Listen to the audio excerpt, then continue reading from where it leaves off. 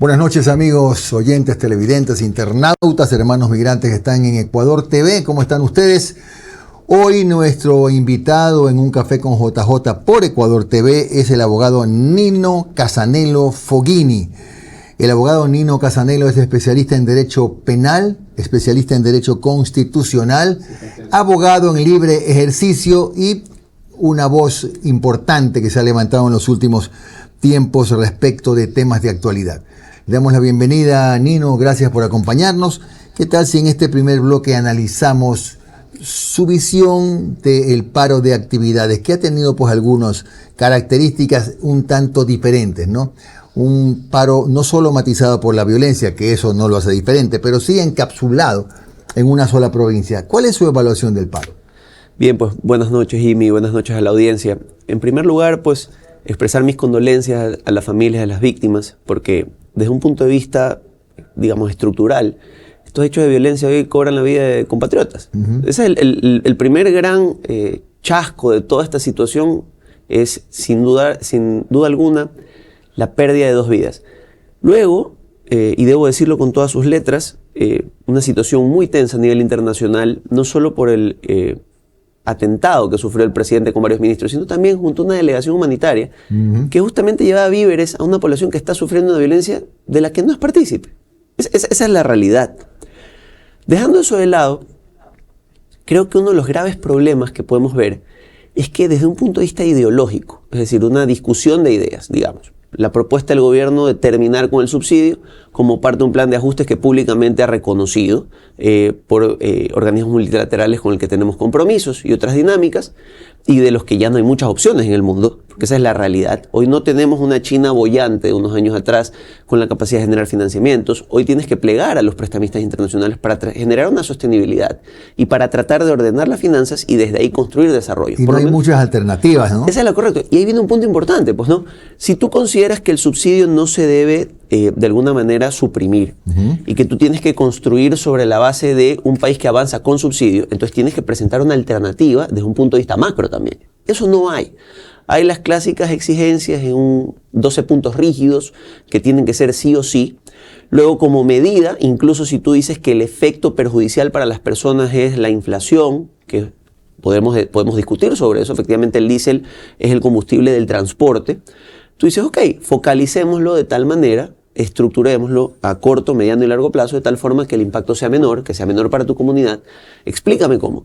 Tercero, como en ideas macro, como la minería, sobre todo la ilegal, que es tan denunciada por la CONAIE, por Pachacuti, por las comunidades indígenas en general, por sus valores ancestrales, como una medida que afecta a esta actividad. De una u otra manera no hay una contrapropuesta diciendo, mira, es beneficioso en cuanto a esto, focalicémoslo más hacia el transporte y castiguemos estas estructuras. ¿Por qué no hay una discusión en ese sentido? Creo que la respuesta es sencilla, porque se ha perdido ideológicamente, por lo menos a quienes participan violentamente en las propuestas. La brújula. Se ha perdido la brújula de la discusión. Y esto, ¿quién la ha perdido? ¿La CONAIE? Yo diría que hay una desconexión, yo lo puedo ver. ¿Y por qué lo puedo ver? Usted ve a diario, tanto en medios digitales como en medios tradicionales, ve notas, sí, que marcan la protesta violenta, pero también ve a aquellas personas que, estando en desacuerdo, que es legítimo, con la medida de supresión del subsidio, lo hacen pacíficamente. Y es que aquí vamos a una gran conclusión. Si la CONAIE estuviera articulada como históricamente ha estado, alrededor de este tema, con una visión única, ¿sí?, sería claro, el paro es sencillo y sin violencia. La gente deja de trabajar y usted desaprovisiona a todo el país. Se acabó. O sea, el momento que la persona deja de cultivar, el momento que la persona deja de fletar durante un tiempo hasta ser escuchado, es sencillo. El país tiene que virarse y escuchar porque no come. La realidad es que eso no ocurrió. Porque hoy yo creo que en un proceso de madurez política que viene desde hace muchos años, varios de los dirigentes tradicionales se han dado cuenta que de alguna manera la alta dirigencia, hoy representada tal vez en el presidente de la CONAIE, se han investido un discurso único que no plantea una propuesta. No plantea alternativas, ¿no? Y fíjese, esto es un dolor. La CONAIE ha logrado espacios importantes a través de Pachacuti en los últimos años en la Asamblea y no ha sido capaz de imprimir una propuesta autónoma. ¿Por qué? Porque usted se da cuenta que cuando llegan a través de los mecanismos formales, termina de una u otra manera desintegrándose esta unión en función de intereses personales. No han podido ni mantener el bloque o la unidad, ¿no? Entonces, eso hoy se traduce en las bases, que creo que están desencantadas de esta dinámica radicalizadora. ¿Ya? Y aquí viene un último tema alrededor de las declaraciones del presidente Vargas. Dice, son infiltrados los violentos, nuestra protesta es pacífica y yo la he supervisado. Ok, perfecto. Lo que es innegable a nivel de medios es que hay un grupo de personas que tiran bengalas, piedras, queman tanquetas, agreden a miembros de las Fuerzas Armadas. Que aquellos que no concuerdan con esa posición, los comuneros que están en paro pacífico, los señalen, pues, los agarren, les quiten las máscaras, les quiten las bengalas y los pongan a disposición de las autoridades. Pero es muy sencillo decir, yo no lo conozco, yo no lo sé, ¿sí? Y al mismo tiempo verse beneficiados, porque hay que decirlo, de estos bloqueos, de esta, de alguna manera, intransigencia a la hora de conversar. En buena hora, espero que así se mantenga. Había escuchado que había ya los primeros acercamientos de diálogo, o sea, y creo que es deleznable tener hoy por hoy comunidades aisladas del resto del país con la intención de generar actividades económicas, con la necesidad de víveres, de combustible, de atención de primeros auxilios. Y hay personas que han estado en riesgo de muerte porque no han tenido la posibilidad de llegar rápidamente a hospitales. Entonces, yo creo que ahí hay que ser consecuentes y va a ser muy duro con nuestros hermanos, porque ese también es parte de estas dinámicas de paro que hemos vivido en los últimos 6 años. Es como si fuéramos dos países distintos, el país de las comunidades indígenas y el país de los occidentales. Y no es real. Somos ecuatorianos. Pero todos. ¿no cree usted que esto, y es algo que lo he comentado un par de días, se debe a que en la Constitución incluimos la figura de la plurinacionalidad cuando son solo 2 países en el mundo que la tienen, Ecuador y Bolivia, cuando podía haberse trabajado con la pluriculturalidad que la reconoce el mundo entero? Mire, yo creo que es totalmente legítimo, sobre todo, y esto tampoco lo vamos a negar aquí en un espacio como este, no vamos a atacar la memoria histórica, digamos, de las nacionalidades indígenas afectadas por el proceso colonial. Eso es una realidad. Pero yo le digo una cosa, como ecuatorianos, y la economía de las comunidades es ecuatoriana, claro, tenemos que hacernos una sola cosa para enfrentar, no entre nosotros, para enfrentarnos a un mercado internacional donde, lo digo con total humildad, pero también con mucha frontalidad, somos una economía de un poquito más de 100.000 millones de dólares. No somos tan relevantes como las personas creen en el mundo. No somos relevantes. Esa es la realidad. Entonces, si nosotros no nos articulamos, y aquí voy con un tema muy puntual, fíjese usted una propuesta desde la presidencia, criticable, cuestionable, a propósito del tema consulta popular. Construyamos un país alrededor del turismo. Un turismo que beneficia en buena parte de nuestra región interandina. El turismo de volcanes, el turismo de cordillera es importante, ¿ya? Es una actividad que representa mucho dinero. Y le hago una pregunta, ¿cómo vende el turismo en una circunstancia de estas? Es imposible, no solo difícil. Es que no se puede. Tanto así, y se lo digo, que a mi criterio está afectando a los mismos miembros de las comunidades, donde usted ve una decisión. Vamos a ser concretos. No es el cambio hacia un 2019 donde usted veía una articulación con niveles de violencia reprochables. Usted se da cuenta de que la gente no alcanza a entenderlo. ¿Por qué? Porque estamos de cara a un cambio en el esquema, en la estructura. Porque de una u otra manera se ha demostrado que si no hay crecimiento económico, no puede de alguna manera vertirse el desarrollo en todos los espacios. Y créame, con todo el respeto, solo una persona que vive de una burocracia estructural puede estar de acuerdo con cesar actividades económicas. Pero estoy seguro que las comunidades que más dependen de sus productos, ve ayer desperdicios en leche, en quesos frescos, en productos agrícolas de primera necesidad, incrementos en el flete que ya están disparando los valores por encima del 30%. Eso es afectación ya, a causa de actos de violencia inconmensurables e inentendibles. Yo hago un llamado, ¿sí?, a todos los hermanos indígenas, porque esto es un proyecto de país, a 5, a 10, a 15 años, ¿sí? Revean esta posición, regresen a los espacios democráticos que los han logrado y desde ahí impulsan una reforma congruente. Incluso si es contra la minería, ok, pero entienden que si es contra la minería no puede ser a favor del subsidio. Claro, por supuesto, es un contrasentido. Es un poco esa la lógica, y se lo digo tal vez desde mi pequeño espacio, es el derecho penal. ¿Por qué? Porque lo que empezamos a ver es claro, el acto de violencia te genera una sensación de incertidumbre, una sensación de miedo permanente, un golpe económico. O sea, yo lo voy a reconocer, yo lo digo. ¿Cuál es una diferencia sustancial con otros momentos, 2019, 2022? Y hay que reconocérselo al gobierno. Primero, se acercó directamente al epicentro de la comunidad. Un poco en señales, si usted lo quiere ver, de diálogo directo, pues te estoy poniendo la sede de gobierno en la Tacunga. En la Tacunga. Ven, conversemos, estoy en tu casa. Hago tu casa mi casa, somos una sola cosa. Conversemos. No se ha conversado. Pero usted sí ve, ¿sí?, por primera vez, a los miembros de las comunidades decir, oye, esto que has traído, este caos, no tiene sentido, pues si no estás conversando. Lleguen a una solución. Y por último, si tú no eres el violento, entrega a los violentos y tú ven a conversar. Pues. Claro. A propósito de eso, yo decía también, y coincido, que el presidente de la CONAIE no se puede desentender de los violentos. ¿Por qué? De otro modo no hubiera dicho ayer una barbaridad, que fue que los periodistas van a recibir un salvoconducto para poder ejercer su trabajo durante las movilizaciones. Entonces, eso quiere decir, pues, para que no sean agredidos o cosas por el estilo, como usted quiera. Ya por lo pronto el Colegio de Periodistas del Guayas ha presentado su protesta, pero no se puede desentender de los violentos. Es lo que usted dice. Identifíquelos, entréguelos a los violentos si es que verdaderamente es una medida absolutamente pacífica, que no lo es. Es que ahí viene el tema. Yo no puedo beneficiarme de señalar, pero no coadyuvar a erradicar, pues. Entonces, si yo quiero legitimar desde la CONAIE mi posición y no soy violento, muéstrame que es una desmovilización de motu propio, que las personas están convencidas de que tienen que cesar sus actividades económicas en señal de protesta a la medida.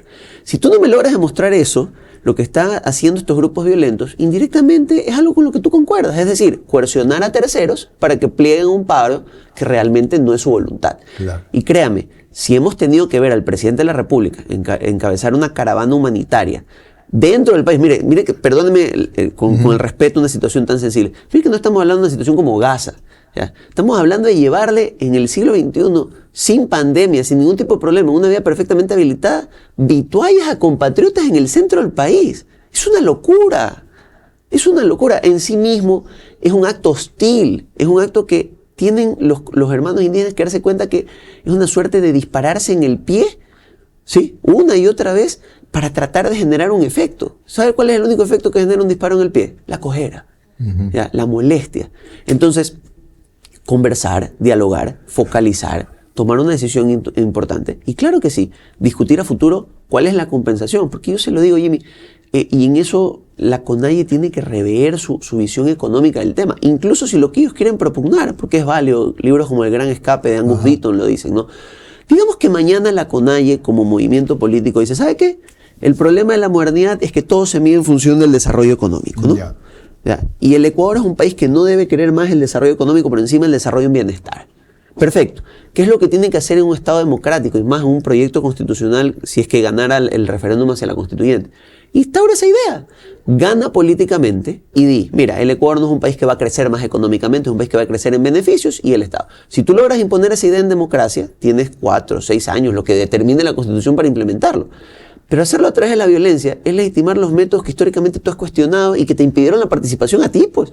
Porque no es diferente la violencia de hoy a la que pudieron generar por años los grupos postcoloniales para evitar integrarlos en la vida política, pues. Además, la violencia puede generar violencia. De hecho, ese lamentable incidente que cobró la vida de un comunero triste, muy mala reacción de un reducido grupo de militares, pero todo se generó por el entorno violento con el que se están desarrollando en algunos sectores las protestas. Desde luego, y mire, yo soy muy puntual, ¿no? Este va a un punto siguiente, ¿no? Ya tuvimos 2 episodios donde una amnistía, donde un indulto eventualmente funcionó para terminar, digámoslo así, el marco de responsabilidades de los participantes en las últimas protestas violentas.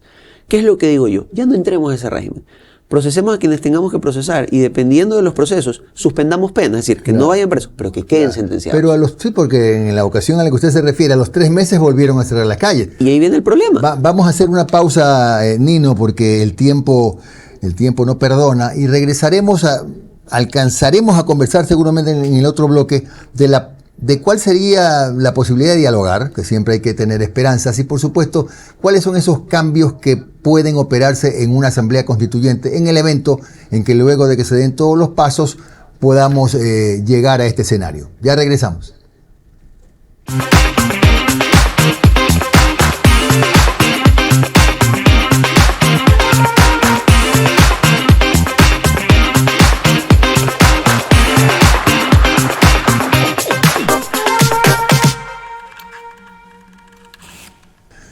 Seguimos con el abogado Nino Casanello. El abogado Casanello es especialista en Derecho Constitucional, también en Derecho Penal y un abogado en libre ejercicio que hace opinión.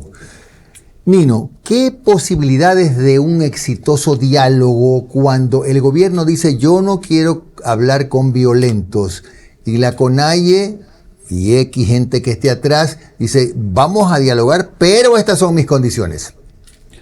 Definitivamente, si uno no depone de alguna manera posiciones rígidas, es difícil llegar a un consenso, ¿no? Entonces, lo primero que hay que entender es cuáles son las ideas de fondo. La idea de fondo macro, si queremos verlo desde un punto de vista positivo, es yo tengo, me refiero a la CONAIE, tengo especial preocupación por lo que este incremento en el precio del diésel supone para sembrar, cosechar y transportar mis productos, parte principal de mi economía. Eso se va a traducir en un costo de vida mayor para mi comunidad y tal vez para todo el país. Vamos a suponer que esa es la idea, ¿verdad? Perfecto. ¿Qué propones tú? Le dice, mira, yo he tenido que cesar este subsidio porque tengo que cumplir compromisos y porque mis productos a nivel internacional además se ven afectados en la medida que yo subsidio el agro y otras cuestiones. Pero hagamos algo. Focalicemos un poco más el subsidio para cierta parte, si es que tú me quieres decir que el problema es el transporte, cambiemos la fuente de energía en el agro, implementemos electricidad, implementemos riego tecnificado, implementemos otras variables que... O sea, ya es con visión a futuro, ¿no? Y a corto también, porque hay que ser sincero también. Si yo puedo generar líneas de crédito e implementar nueva tecnología y resulta mejor, pues a la larga voy a tener una economía que va a cambiar en función de una protesta legítima. Claro, el problema está en que ahí es donde se traban las conversaciones. Pero bueno, habrá tiempo de conversar de este tema. Sin embargo, pasemos ahora a lo que puede ser una nueva constitución, la número 21. La anterior, la de 2008, tiene 444 artículos, para muchos demasiado reglamentaria. ¿Qué le cambiaría a la constitución, Nino Casanello, si tuviera la oportunidad de aportar con ideas? Bien, desde un punto de vista realista, empecemos por la estructura. Generalmente me he centrado en los temas penales, pero hablemos primero de su estructura de gobierno, ¿no? La Constitución del 2008, si uno la revisa con detenimiento, la gente dice, no, es que el primer grado de gobierno autónomo descentralizado, digamos, es la provincia. No, realmente hay todo un régimen de distritos metropolitanos y de regiones autónomas que jamás se exploró, porque corresponde a un modelo que históricamente no, de alguna manera, no ha sido realmente aplicado en el Ecuador. No, de hecho no funcionó el de las regiones autónomas. Entonces, tengo que regresar a entender cuál es mi primer nivel de gobierno. El gobierno provincial, si quiero, ¿no? Interconexiones entre los gobiernos cantonales y entre provincias. Perfecto. Sobre esta base, ¿cuáles son las competencias reales que estas estructuras necesitan manejar en la coyuntura 2025 del país? ¿Tienen la capacidad para lidiar con estructuras de delincuencia organizada hoy por hoy? Analicémoslo. ¿Ya? Hemos visto con tristeza que municipios más pequeños e incluso gobiernos provinciales más pequeños han sucumbido en ocasiones a una nueva modalidad deleznable, que es la utilización del sistema de compras públicas para introducir dinero del crimen a la economía lícita. Entonces, evaluemos, no le digo que suprimamos competencias, pero evaluemos cómo las asignamos en función también del tamaño y de la capacidad de respuesta a este fenómeno. Claro. ¿Ya? Y de pronto, ¿a qué municipios, por ejemplo, prefecturas, le asignamos más competencias? Correcto. ¿Y a quién le quitamos competencias? ¿Y sobre la base de qué? Porque aquí somos muy duros, y esto lo conversamos hace muy poco con César Férez Cordero. Por ejemplo, la posibilidad a través del régimen constitucional de que las competencias eventualmente sean suspendidas y asumidas por un gobierno central en casos como lo que ocurrió en Durán. Claro. Hasta tomar el control. ¿Por qué? Porque esta no es la realidad 2008. En la realidad 2008 con criminales, porque vamos a ser sinceros, yo soy, tal vez ni siquiera viví esa época, pero el Ecuador ha sido un país históricamente violento. Hay muertes violentas en el país, pero no al nivel sistemático y de delincuencia organizada que estamos viviendo hoy. Había una delincuencia de banda. Hoy vemos una delincuencia que muta, que corta cabezas permanentemente y se traduce en masacres diarias. Sí. Entonces, si yo no entiendo hoy que eso es parte o tiene que ver con el control territorial de espacios, y esos controles territoriales, el crimen organizado, que es una empresa, se ha dado cuenta que tienen mucho que ver con su ordenamiento territorial y con cooptar ciertos gobiernos autónomos descentralizados, no va a haber aprendido nada. Entonces, no es un régimen que desconozca, por ejemplo, la autonomía. Es un régimen que coadyuva ante un problema real, que es, hay espacios de nuestro territorio que no están listos para afrontar fenómenos que tienen mucho más liquidez. Claro que sí. Pero, Nino, usted decía también en algunas entrevistas que lo he escuchado, que aquí no camina este tema de la inversión extranjera, etcétera, por alguna traba en la Constitución actual. ¿Cuál es esa traba? ¿Y cómo se libera?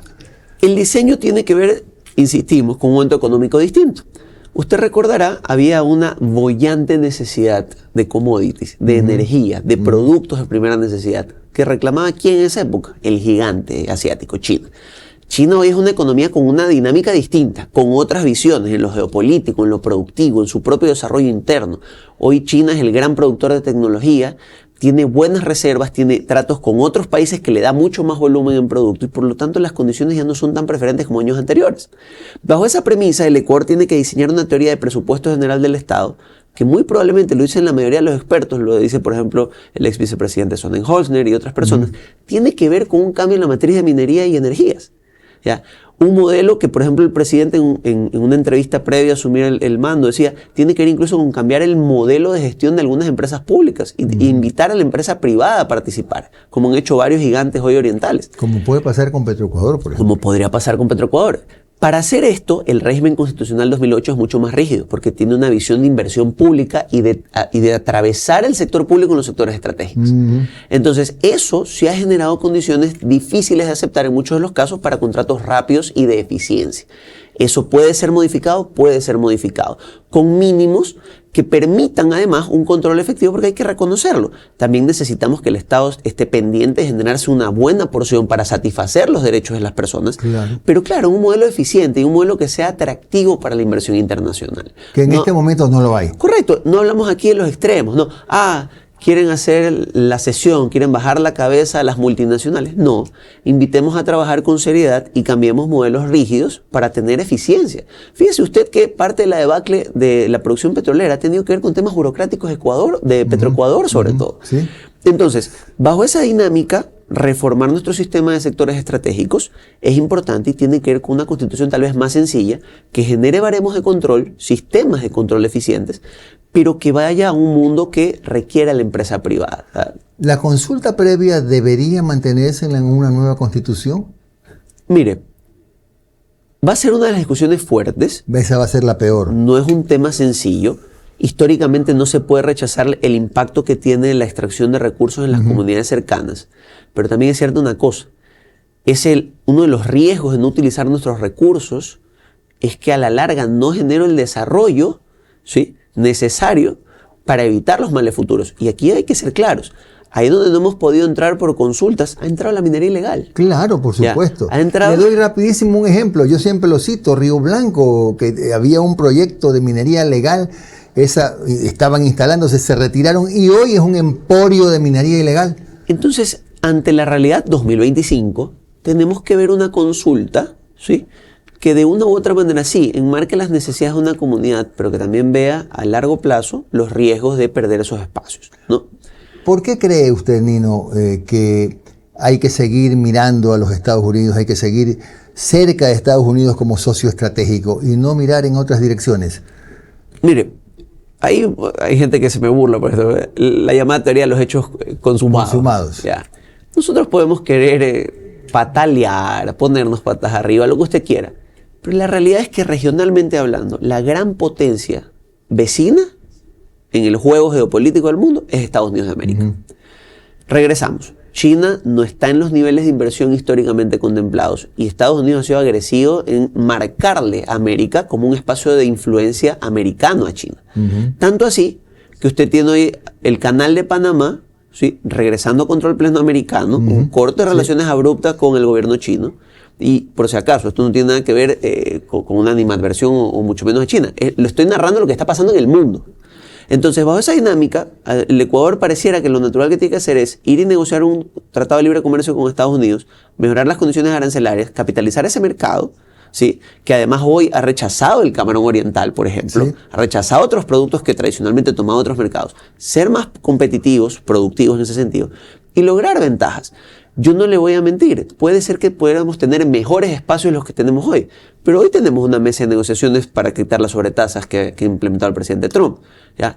Podemos llegar a mejores consensos, podemos traer tecnología, podemos generar en este eje de influencia una flexibilidad suficiente para capitalizar ese mercado y explorar otros. Insisto, Jimmy, a veces tenemos que salir de esa caja. Somos una economía ínfima en comparación a vecinos regionales de circunstancias parecidas. Comparémonos con Chile en cuanto a densidad poblacional y a recursos. Y nos vamos a dar cuenta que estamos años luz de un desarrollo pleno y necesario para una estructura económica vigente. Claro. No se trata de ir a mansalva a desconocer cobertura de derechos. Se trata de hacer un pacto que sea responsable con la ciudadanía. Si yo voy a asegurar salud, educación y seguridad, aquí están los recursos que proveen aquello. Si yo quiero dar seguridad, soy muy duro en lo que le digo, necesito más recursos para capacitar a un policía no 6 meses, sino un año, supuesto, 2 años. Naturalmente. A ver, para finalizar, Nino, ¿cómo hacer una constitución para los próximos 30 años? Ahí yo discrepo. Y mire que hablo de los péndulos de la historia. Este es un momento donde el péndulo de la historia mundial está hacia la dureza, hacia posiciones duras, rígidas por parte de los gobiernos, porque tenemos un mal internacional que es la delincuencia organizada. Tenemos gobiernos dictatoriales que, sin perjuicio de la cantidad de tratados en materia armamentística que hay, siguen desarrollando programas nucleares. ¿Ya? Entonces, en ese contexto, que el Ecuador pliegue a un sistema absoluto de garantías lo hace débil a una amenaza que se ha dado cuenta de esto y que ha enraizado la delincuencia organizada como parte de nuestra cotidianidad. Para expulsarlo, tiene hoy que asumir su momento de dureza y, como lo dice el promedio constitucional internacional, a lo mejor esta dinámica nos dura unos 15 años más. ¿Cómo ha durado hasta 15, 17 años más? Y es más, ríase, mire que es una propuesta ahí no personal, tomada de una publicación del doctor Richard Albert. Hay sistemas en el mundo que, más que hablar de reforma constitucional, están hablando de candados de reforma y dicen, mira, pongamos una vigencia de 10 años. Y en 10 años, en lugar de establecer un sistema de reforma constitucional, tú le dices, en 10 años le consultas al pueblo si quiere mantener este régimen o si lo quiere cambiar. Y lo renuevas por tantos años. ¿Por qué? Porque la rigidez en el siglo XXI no existe. Ya no sirve, sí, es verdad. Bueno, como siempre se nos quedan preguntas, pero el tiempo vuela. Hemos estado con el abogado Nino Casanelo Foghini, que nos ha acompañado. Él es un especialista en Derecho Penal, Constitucional, abogado en libre ejercicio y ejerce como comentarista, como analista en diferentes medios de comunicación. Gracias, Nino, muy amable. Volveremos con ustedes mañana a las 10 de la noche por Ecuador TV. Que tengan una buena noche.